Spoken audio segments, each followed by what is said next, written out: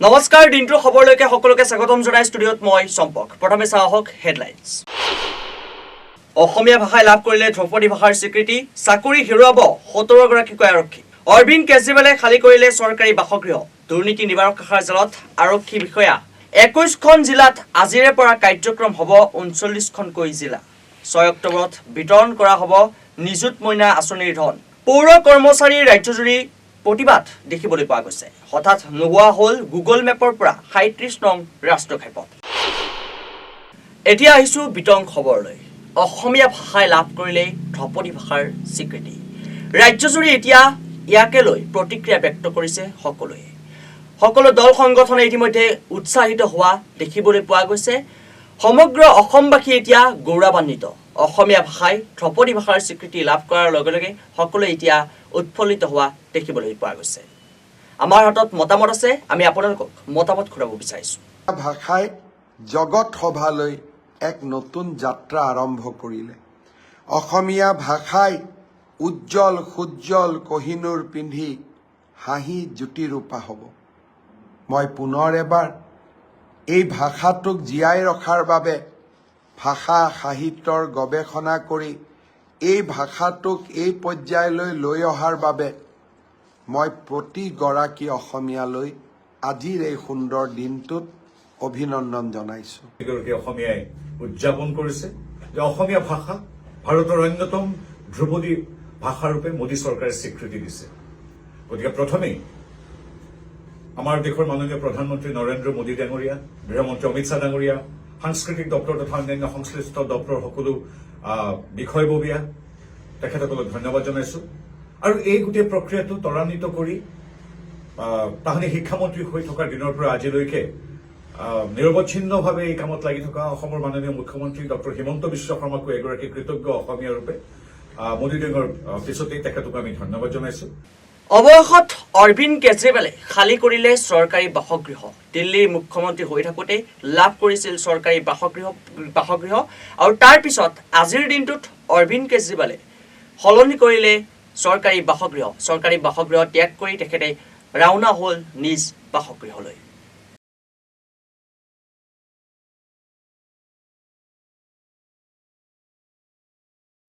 এইবাৰ দুৰ্নীতি নিবাৰক শাখাৰ জালত পৰিছে খুদ আৰক্ষী বিষয়া।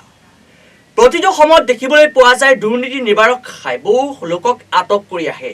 দুৰ্নীতিৰ লগত জড়িত থকা বহু লোকক আটক কৰিবলৈ সক্ষম হৈছে দুৰ্নীতি নিবাৰক শাখাই, আৰু এইবাৰ আৰক্ষী বিষয়াক আটক কৰিছে দুৰ্নীতি নিবাৰক শাখাই। হাতেৰৈতে আৰক্ষী বিষয়াক ধৰিবৰ বাবে সক্ষম হৈছে দুৰ্নীতি নিবাৰক শাখাই। এই ঘটনা সংঘটিত হৈছে বৰমাত এজন আৰক্ষী বিষয়া আৰু সেইগৰাকী আৰক্ষী বিষয়াক দুৰ্নীতি নিবাৰক শাখাই আটক কৰিছে।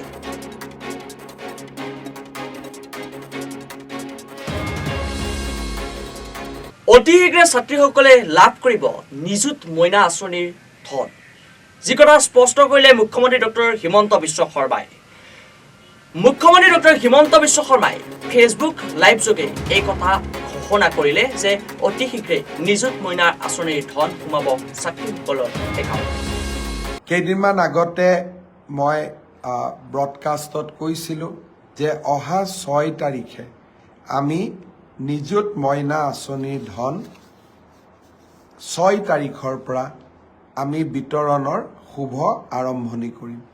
মই আজি পুনৰ দোহাৰিছোঁ যে অহা 6 তাৰিখে প্ৰত্যেকটো বিধানসভা সমষ্টিত অনুষ্ঠিত হ'বলগীয়া এখন সুন্দৰ সভাৰ মাজেৰে আমি নিযুত মইনা আঁচনিৰ শুভা আৰম্ভণি কৰিম। এই মাহত আমি সকলো ছাত্ৰীক একোখনকৈ ড্ৰাফ্ট দিম আৰু অহা মাহৰ পৰা অৰ্থাৎ নৱেম্বৰ মাহৰ পৰা এই ধন ডিবিটি যোগে সকলো ছাত্ৰীৰ এই আঁচনিত যোগ্য বুলি বিবেচিত হোৱা প্ৰতিগৰাকী ছাত্ৰীৰ বেংক একাউণ্টলৈ আমি ট্ৰান্সফাৰ কৰিম। আৰু কোনোবা ছাত্ৰী যদি ভুলত বাদ পৰি যায় আপোনালোকে মোক জনাব, মই তৎকালীনভাৱে ব্যৱস্থা ল'ম। মই বিশ্বাস কৰোঁ যে উচ্চতৰ মাধ্যমিকত বৰ্ষত নামভৰ্তি কৰা ছাত্ৰী, স্নাতক পৰ্যায়ত নামভৰ্তি কৰা প্ৰথম বৰ্ষৰ ছাত্ৰী আৰু বিশ্ববিদ্যালয়ত নামভৰ্তি কৰা প্ৰথম বিভাগৰ ছাত্ৰী সকলোৱে এই আঁচনিৰ হিতাধিকাৰী ৰূপে যোগ্য। কোনোবাই যদি এই আঁচনিৰ পৰা বাদ পৰিছে আমাক নিশ্চয় জনাব। অৱশ্যে সেল্ফ ফাইনেন্স কোৰ্সত পঢ়া ছাত্ৰীসকল এই আঁচনি পোৱাৰ বাবে যোগ্য হ'বনে নাই তাৰ বিষয়ে শিক্ষা বিভাগত মন্থন চলি আছে। সেইবাবে সেল্ফ ফাইনেন্সত পঢ়া ছাত্ৰীসকলক কিছু দিন অপেক্ষা কৰিবৰ বাবে মই অনুৰোধ জনাম। 6 তাৰিখৰ পৰাই নিযুত মইনাৰ আৰম্ভণি। বহুতে কৈছিল এই আঁচনি কেতিয়াও চৰকাৰে কৰিব নোৱাৰে। ইলেকশ্যনৰ সময়ত যেতিয়া মই এই আঁচনিৰ কথা কৈছিলোঁ তেতিয়া কোৱা হৈছিল যে ইলেকশ্যনত ভোট লোৱাৰ বাবে মুখ্যমন্ত্ৰীয়ে ফাঁকি কথা কৈছে। যিসকলে ভাবিছিল যে মই ফাঁকি কথা কৈছোঁ তেওঁলোককো 6 তাৰিখৰ নিযুত মইনাৰ উদ্বোধনী অনুষ্ঠানলৈ সাদৰ নিমন্ত্ৰণ জনালোঁ। হঠাৎ নোহোৱা হ'ল গুগল মেপৰ পৰা ৩৭ নং ৰাষ্ট্ৰীয় ঘাইপথ, যাক লৈ এতিয়া চৰ্চা চলিছে সামাজিক মাধ্যমত। গুগল মেপত এতিয়া বিচাৰি পোৱা নাই ৩৭ নং ৰাষ্ট্ৰীয় ঘাইপথ, আৰু ৰাষ্ট্ৰীয় ঘাইপথ বিচাৰি নোপোৱাৰ ফলত এতিয়া চৰ্চা লাভ কৰিছে সামাজিক মাধ্যমত। গুগল মেপে সলাইছে পথ, কিয়নো ৩৭ নং ৰাষ্ট্ৰীয় ঘাইপথ অৰ্থাৎ যোৰহাটৰ পৰা জাঁজিলৈ গ'লে যি ৩৭ নং ৰাষ্ট্ৰীয় ঘাইপথ পোৱা যায় সেই ঘাইপথ এতিয়া গুগল মেপে সলাই পেলাইছে। যোৰহাট আৰু মৰিয়নি আমগুৰি হৈ এতিয়া জাঁজিলৈকে যোৱা পথ নিৰ্দেশনা গুগল মেপত ৰঙা চিনেৰে চিহ্নিত কৰিলে যোৰহাটৰ পৰা জাঁজিলৈ যোৱা সেই ৩৭ নং ৰাষ্ট্ৰীয় ঘাইপথ বিধ্বস্ত হোৱাৰ বাবেই এই পথটি গুগল মেপৰ পৰা ৰঙা চিনেৰে চিহ্নিত কৰা বুলি ইতিমধ্যে সামাজিক মাধ্যমত চৰ্চা লাভ কৰিছে। এই মুহূৰ্তত আহি পৰিছে এটা ব্ৰেকিং নিউজ যে কটন বিশ্ববিদ্যালয়ৰ ছাত্ৰকতা সভা নিৰ্বাচনৰ ফলাফল ঘোষণা কৰা হৈছে, আৰু ঘোষণা কৰাৰ পিছতে উৎফুল্লিত হৈ পৰিছে ছাত্ৰ ছাত্ৰীসকল। তেওঁলোকৰ নিজৰ মন পচন্দৰ নেতাগৰাকীক এইবাৰ ছাত্ৰ একতা সভাৰ বিভিন্নটা পদবীত জয়যুক্ত হোৱাক লৈ উৎফুল্লিত হৈ পৰিছে। আমি এই মুহূৰ্তত দৃশ্য দেখুৱাইছোঁ, ব্ৰেকিং বুলেটিনৰ সহায়ত আপোনালোকক দৃশ্য দেখুৱাবৰ বাবে অনুৰোধ জনাইছোঁ। কটন বিশ্ববিদ্যালয়ৰ ছাত্ৰ একতা সভাৰ নিৰ্বাচনী ফলাফল ঘোষণা কৰা হৈছে। সভাপতি পদত বিজয় হৈছে জুবেৰ হাবিব। ছাত্ৰ মুক্তি সংগ্ৰাম সমিতিৰ সমৰ্থিত আছিল জুবেৰ হাবিব। মহেন্দ্ৰনাথ ডেকা ফুকন ছাত্ৰাবাসৰ ছাত্ৰ আছিল জুবেৰ হাবিব। উপসভাপতি পদত আনপিনে বিজয় নীলাক্ষী কাকতি জয়যুক্ত হৈছে। RKB আৰু NBD হোষ্টেলৰ সমৰ্থিত প্ৰাৰ্থী আছিল নীলাক্ষী। এটা ভোটত পৰাস্ত হৈছে সাধাৰণ সম্পাদক পদৰ প্ৰাৰ্থী কুলদীপ গৌতম শৰ্মা। RKB হোষ্টেলৰ সমৰ্থিত প্ৰাৰ্থী আছিল কুলদীপ গৌতম শৰ্মা। আনপিনে সহকাৰী সাধাৰণ সম্পাদক পদত জয়ী হৈছে বিজয়ী মুন্মি তালুকদাৰ। আমি জনাইছোঁ এই গুৰুত্বপূৰ্ণ খবৰটি যে কটন বিশ্ববিদ্যালয় ছাত্ৰ একতা সভাৰ ফলাফল ঘোষণা কৰা হৈছে। সভাপতি পদত বিজয়ী হৈছে জুবেৰ হাবিব। ছাত্ৰ মুক্তি সংগ্ৰাম সমিতিৰ সমৰ্থিত প্ৰাৰ্থী আছিল। আনপিনে সহকাৰী সাধাৰণ সম্পাদক পদত বিজয়ী হৈছে মুন্মি তালুকদাৰ, যিগৰাকী MNDP হোষ্টেলৰ সমৰ্থিত প্ৰাৰ্থী আছিল বুলি জানিব পৰা গৈছে।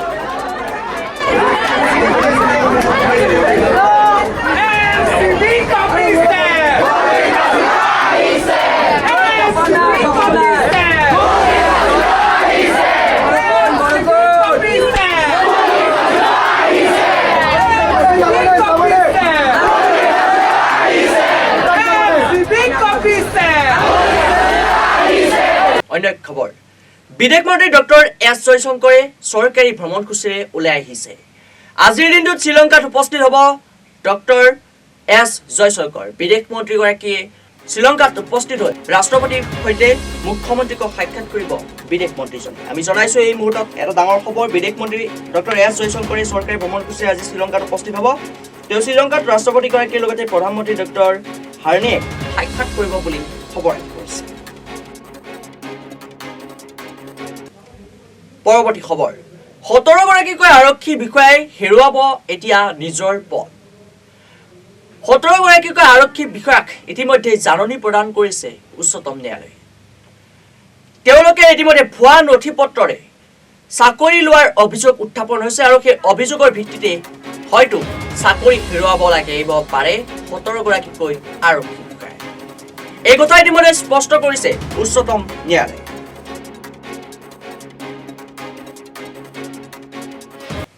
শেষৰটো খবৰ, ৰাজ্যজুৰি পৌৰ কৰ্মচাৰীৰ তীব্ৰ প্ৰতিবাদ। আজিৰ দিনটোতো অব্যাহত আছে পৌৰ কৰ্মচাৰীৰ তীব্ৰ প্ৰতিবাদ। ৰাজ্যৰ ভিন্ন প্ৰান্তত পৌৰ কৰ্মচাৰীসকলে তীব্ৰ প্ৰতিবাদ সাব্যস্ত কৰা দেখিবলৈ পোৱা গৈছে। তেওঁলোকে দৰমহা নোপোৱাৰ বাবে এনেধৰণৰ প্ৰতিবাদ সাব্যস্ত কৰিব লগা হৈছে বুলি ইতিমধ্যে উল্লেখ কৰিছে। 48 মাহে তেওঁলোকে দৰমহা নাই পোৱা বুলি ইতিমধ্যে মতামত উল্লেখ কৰিছে। আজিৰ দিনটোত 37 ঘণ্টীয়াকৈ সৰ্বাত্মক ধৰ্মঘট কাৰ্যসূচী হাতত লৈছে। আজিৰ দিনটোৰ পৰা ইতিমধ্যে 37 ঘণ্টীয়া সৰ্বাত্মক ধৰ্মঘট কাৰ্যসূচী হাতত লৈছে পৌৰ কৰ্মচাৰীসকলে। নমস্কাৰ। সদৌ অসম পৌৰ নিকায় কৰ্মচাৰী সন্থাৰ আহ্বানত আমি বঙাইগাঁও পৌৰকৰ্মী সন্থাই দুদিনীয়া আজিৰ পৰা মানে আজি 5 বজাৰ পৰা আবেলি 5 বজালৈ দুদিনীয়া অৱস্থান ধৰ্মঘট সৰ্বাত্মক ধৰ্মঘট কাৰ্যসূচী লৈ আমি অৱস্থান ধৰ্মঘটত বহিছোঁ। আমাৰ মূল দাবীটো হ'ল সমগ্ৰ অসমতে পৌৰ কৰ্মচাৰীসকলৰ চৰকাৰীকৰণ। বৰ্তমান আমাৰ কৰ্মচাৰীসকলৰ পৌৰসভা ভেদে 3 মাহৰ পৰা 48 মাহ পৰ্যন্ত দৰমহা পোৱা নাই আৰু এই দৰমহা চৰকাৰক আমি মুকলি কৰি দিয়াৰ কাৰণে আমি আহ্বান জনাইছোঁ। আৰু এই আন্দোলন আমাৰ পূজাৰ পিছত আমাৰ কেন্দ্ৰীয় সমিতিয়ে তীব্ৰতৰ কৰিব। গতিকে চৰকাৰক আমি বিনম্ৰ অনুৰোধ জনাইছোঁ যাতে আমাৰ এই অৱস্থান ধৰ্মঘট কাৰ্যসূচীৰ প্ৰতি লক্ষ্য ৰাখি আমাক দৰমহাখিনি আদায় দি আমাৰ লগত সহমতত যায়। গতিকে এইখিনি আমাৰ আহ্বান। ধন্যবাদ। আমি প্ৰথমতে কৈছোঁ আমাৰ এইটো সৰ্বাত্মক ধৰ্মঘট আৰু এইটোত আমাৰ বিজুলী যোগান, পানী যোগান আদিকে ধৰি আৰু মূল আমাৰ চাফাই, আমাৰ পৌৰসভাৰ যিটো আমাৰ মূল কাম এইটো চাফাই, সেইটোও আমাৰ বন্ধ ৰাখিছোঁ। মুঠতে আমাৰ সৰ্বাত্মক আন্দোলনৰ কাৰ্যসূচীত আমি বহিছোঁ। আমি ৰাইজৰ ওচৰত ক্ষমা মাগিছোঁ। আমাৰ এই দৰমহাৰ দাবীটো আমি লোৱাৰ কাৰণে আমি উপায় নাপাই আমি ধৰ্মঘটত বহিছোঁ। আমাৰ আগতে আমি উল্লেখ কৰিছোঁ যে 3 মাহৰ পৰা 48 মাহ পৰ্যন্ত আমাৰ কৰ্মচাৰীসকলে দৰমহা পোৱা নাই। সমগ্ৰ অসমতে আমাৰ কৰ্মচাৰীসকলৰ অৱস্থাটো অতিকৈ দুখ লগা হৈছে। গতিকে আমি ৰাইজৰ ওচৰত এই ক্ষেত্ৰত ক্ষমা প্ৰাৰ্থনা কৰিছোঁ। ধন্যবাদ। আমাৰ মূল দাবীটো হৈছে যে আমাৰ ইয়াৰ আগতে আপোনাৰ যিটো কেবিনেট ডিচিশ্যন হৈছিল অসম চৰকাৰৰ, তেওঁলোকে 1653 জন কৰ্মচাৰীক আমাক ৰেগুলাৰাইজ কৰিব লাগে বুলি কৈছিল। ইতিমধ্যে 200 কৰ্মচাৰী ৰিটায়াৰ হৈ গ'ল। বাকী 1120 জন এমপ্লয়ীক আমাৰ প্ৰথম পৰ্যায়ত মানে ৰেগুলাৰাইজ কৰিব লাগে। তাৰ পিছৰ পৰ্যায়ে আমাৰ ফিক্স পে যিবিলাক আছে সেইবিলাক ৰেগুলাৰাইজ কৰিব লাগে। আৰু আমি দৰমহাখিনি আমাৰ অল আসামত প্ৰায় 40 মাহ 48 মাহলৈকে দৰমহা পোৱা নাই। পূজাৰ আগত আমি চৰকাৰক ৰিকুৱেষ্ট কৰিছোঁ, বিনম্ৰ অনুৰোধ কৰিছোঁ মহামান্য চিফ মিনিষ্টাৰ মহাশয়ক যাতে আমাৰ দৰমহাখিনি পূজাৰ আগত মুকলি কৰি যায়। আজি হৰিজন কৰ্মচাৰীবিলাকে বিভিন্ন সমস্যাত জৰ্জৰিত। হৰিজন কৰ্মচাৰীবিলাকেও মানে মূল সমস্যাত মানে আমি কৰি আছোঁ। সেইকাৰণে আৰু অলপতে চৰকাৰে কি কৰিছে, আমাৰ নতুনকৈ ইঞ্জিনিয়াৰ আৰু একাউণ্টেণ্ট এপইণ্টমেণ্ট দিছে। এই দিয়াতে আমাৰ ইঞ্জিনিয়াৰ মাখাই আৰু আমাৰ একাউণ্টেণ্ট মাখাই ৰেগুলাৰ হোৱা নাই। আৰু নতুন কৰি যদি দিছে ইহঁতৰ দৰমহাটো কোনে দিব? সেইটো আমি তীব্ৰ প্ৰতিবাদ কৰিছোঁ আমাৰ অসম পৌৰ কৰ্মচাৰী সংস্থাত যে আমাৰ দাবীটো যদি নামানে তেনেহ'লে ইহঁতকে এপইণ্টমেণ্ট দিয়াটো বন্ধ কৰিব, জইন কৰিবৰ কাৰণে আমি মানা কৰিছোঁ। সেইটো হৈছে আমাৰ মূল দাবী। অসমত 104খন পৌৰসভাত প্ৰায় 6000ৰো অধিক কৰ্মচাৰী আছে। এই কৰ্মচাৰীসকলে মাহৰ পিছত মাহ ধৰি দৰমহা পোৱা নাই। বৰ্তমান চৰকাৰে এই কৰ্মচাৰীসকলক দৰমহা দিবৰ বাবে কোনো ব্যৱস্থা গ্ৰহণ কৰা নাই। কৰ্মচাৰীসকলে পুৱাৰ পৰা গধূলিলৈকে টাউনসমূহত কাম কৰে। গোটেই টাউনখন চাফ চিকুণকৈ ৰখাৰ দায়িত্ব পৌৰ কৰ্মচাৰীসকলৰ ওপৰত আছে। চহৰৰ লাইট লগোৱা, টাউন চাফ চিকুণ কৰাৰ উপৰিও চৰকাৰে বিভিন্ন কামত আমাৰ কৰ্মচাৰীসকলক নিয়োগ কৰে। NRC কামত পৌৰ কৰ্মচাৰী নিয়োগ কৰে, ইলেকশ্যনৰ কামত পৌৰ কৰ্মচাৰী নিয়োগ কৰে, ক'ভিডৰ সময়ত পৌৰ কৰ্মচাৰী নিয়োগ কৰিছে, ফ্লাড ডিউটিৰ সময়ত পৌৰ কৰ্মচাৰী নিয়োগ কৰে। ইমানখিনি কাম কৰাৰ পিছতো পৌৰ কৰ্মচাৰীসকলক মাহেকীয়া দৰমহাকেইটা আদায় দিবৰ কাৰণে চৰকাৰে আজিলৈকে বিহিত ব্যৱস্থা লোৱা নাই। ইতিমধ্যে চৰকাৰে এটা কেবিনেট সিদ্ধান্তও গ্ৰহণ কৰিলে। ইয়াৰ পিছত গেজেট নটিফিকেশ্যনো হ'ল যে 2013 চনৰ পিছত যিখিনি এমপ্লয়ী আছে সেইখিনি দৰমহা দায়িত্ব চৰকাৰে ল'ব। কিন্তু আজি কোপতি চৰকাৰে প্ৰভিঞ্চিয়েলাইজ কৰাৰ কাৰণে কোনো ব্যৱস্থা গ্ৰহণ কৰা নাই, যাৰ ফলত কি হৈছে আমাৰ প্ৰায় 6000 কৰ্মচাৰীয়ে 4 মাহৰ পৰা 48 মাহ পৰ্যন্ত দৰমহা নোপোৱাকৈ আছে। পৰিয়ালবোৰত একোটা হাহাকাৰ অৱস্থাৰ সৃষ্টি হৈছে। গতিকে আমি চৰকাৰক দাবী জনাইছোঁ যে আমাৰ এই কৰ্মচাৰীখিনি দৰমহাৰ দায়িত্ব চৰকাৰে লওক আৰু অতি সোনকালে তেওঁলোকে যিটো ডিভলিউশ্যন ফাণ্ড আমাক দিয়ে ডিভলিউশ্যন ফাণ্ড মোকলাই দিয়ক। সেইটো দিলেও আমাৰ কৰ্মচাৰীসকলে 2-4 মাহৰ দৰমহা পাব। ইফালে প্ৰভিঞ্চিয়েলাইজ কৰাৰ দাবীটো আমাৰ আছেই। আজি আমি 40 বছৰে আন্দোলন কৰি আহিছোঁ, কিন্তু চৰকাৰে আমাক কাণ সাৰ দিয়া নাই। সেইকাৰণে আমি আজি 37 ঘণ্টি আন্দোলন কৰিছোঁ। আজি পুৱা 5 বজাৰ পৰা কালি সন্ধিয়া 5 বজালৈ থাকিব। ইয়াৰ পিছতো চৰকাৰে যদি আমাৰ দাবীৰ প্ৰতি কোনো সঁহাৰি নজনায় তেনেহ'লে পূজাৰ পিছতে আমি জংগী আন্দোলন গঢ়ি তুলিম। গোটেই টাউনবোৰৰ অৱস্থা অতি শোচনীয় হৈ যাব। আমাৰ ভাল লগা নাই আন্দোলন কৰিবলৈ, অনিচ্ছা সত্ত্বেও আমি আন্দোলনৰ পথ ল'বলৈ বাধ্য হৈ গৈছোঁ। চৰকাৰক বাৰম্বাৰ অনুৰোধ কৰিছোঁ অন্ততঃ দৰমহাকেইটা মোকলাই দিয়ক, আমাৰ পৌৰ কৰ্মচাৰীৰ পৰিয়ালকেইটা বচাওক, নহ'লে নাখাই মাৰিব কৰ্মচাৰীসকলে।